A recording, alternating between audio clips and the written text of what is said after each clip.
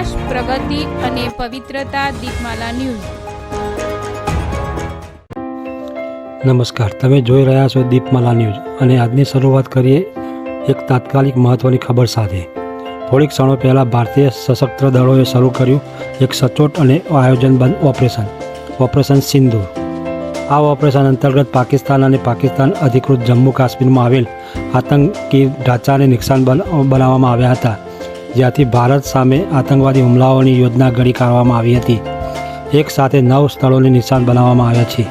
રક્ષા મંત્રાલયે સ્પષ્ટ રીતે જણાવ્યું છે કે આ હુમલાઓ પૂર્ણપણે નિયંત્રિત અને નાપત્યા આધારિત હતા.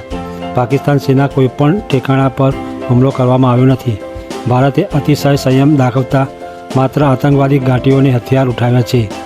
આ પગલું પહેલગામના નરાધમ આતંકવાદી હુમલા પછી લેવામાં આવ્યું છે, જેમાં 25 ભારતીયો અને એક નેપાળી નાગરિકનું બર્બર હત્યાકાંડ થયું હતું. ભારતે વચન પૂર્ણ કર્યું કે આવા હુમલાઓ પાછળ રહેલા તત્વો હવે જવાબદાર ઠેરવવામાં આવશે.